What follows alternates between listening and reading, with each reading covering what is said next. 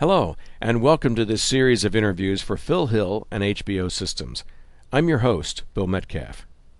These interviews are designed to share success stories about the effective integration of technology in higher education. While they no doubt will have some nice things to say about Phil Hill, the real reason for listening is to hear what your colleagues learned during this change process that can help your organization. Why don't you tell our listeners who you are and what you do? My name is Jim Duncan. I am Assistant Director for Technology Services at Hardin Library for the Health Sciences here at the University of Iowa. When you were asked to join the core group to work on this, what kind of expectations did you have going in? What did you think might happen in this process? I had sort of assumed that this would be about selecting a new single centrally supported course management system, sort of a discrete project.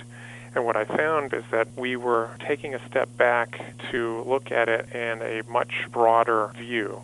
How is it that we create the right kind of environment for accomplishing e-learning?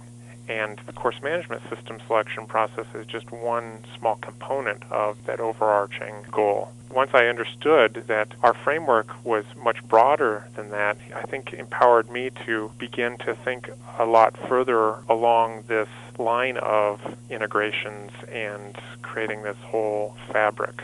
I kind of consider the library to be a utility, not unlike plumbing. You really need it all the time. You need it to be reliable. There's this whole volume of content and information that we spend literally millions of dollars every year in licensing and in purchasing and bringing on campus and delivering.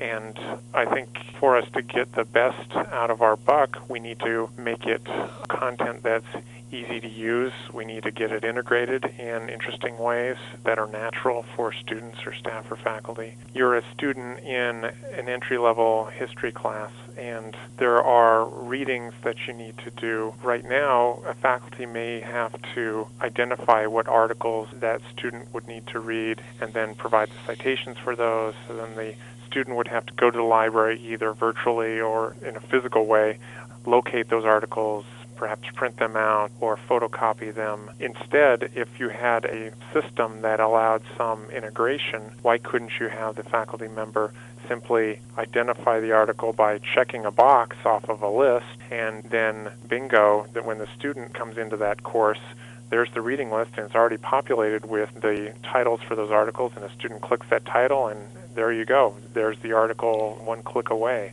Tell me more about the process that Phil helped you develop that enabled you to do this initial assessment to find out what the university actually needed? Well, a couple of things. One is that he really helped shake the timeline out in a way that really kept the fire under us.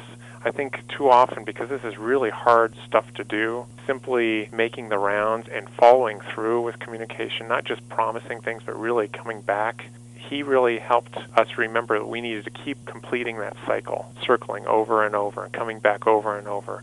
We, I think, at some point probably felt almost like we were talking ad nauseum about all of these things. But I think down the road we all realized it was good for us to feel that way because that meant that we were really communicating on a regular basis. Great. Some of the people were a little resistant coming into this. Lisa in particular said, boy, I was pretty negative about the idea of bringing in a consultant. Yes, she was. Yeah. So what did Phil do to be able to win people over, to get them to commit to this process? He was honest, and he followed through with what he said he would do. He had to prove himself. Don't get me wrong there. It wasn't that we just sort of said, okay, come tell us what to do. He really had to push and pull us at times, but he was completely forthright and honest through the entire process. There was no hidden agenda. There was no steerage to any kind of preconceived solution. If there was one thing that you thought people should know about Phil, what's the one thing that you think they ought to remember about Phil? That he's not a typical consultant. I'm thinking about one consultant that we had on a project. What really rubbed me the wrong way with this particular consultant was that this person came in, asked us a lot of questions, and then never generated anything. Came back and said, okay, now that I've asked you all these questions, I want you to generate this report answering this and this and this. Phil is not one of those typical consultants. What he put into it was guidance in the process, but he also created a lot of documentation with us by doing some of that sort of grunt work. And so I felt like he was the complete picture. He both created, he guided, he asked questions, and then pushed us to do the pieces that only we could do. And then he helped us bring it all together. Is there anything particularly different about Phil compared to other consultants that you've worked with? Absolutely. As a consultant, he really was true to his word starting out. He wanted to help us focus on the process so that we were really the ones empowered to make the decision based on our campus community's needs. And so he just entirely focused on helping us run an open, communicative process. The product that we chose ultimately was kind of irrelevant in the overall scheme. I think the big win here was that we created a process that's a great model for other like projects on this campus. And that's kind of a gift that he's given us that goes well beyond the kind of time boundaries of this specific project. That's the long-term takeaway. So would you look at this whole process you've done as being one that's successful? Do you feel like you're really on your way now? I think so, yeah.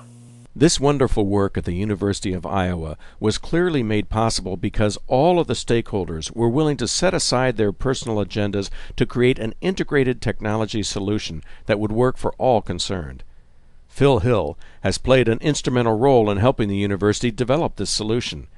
If your organization is in need of someone who can really listen to your challenges and help you discover technology solutions that work for all concerned, call Phil Hill today to discuss your project at 919-270-9337 or visit us on the web at hbosystems.com.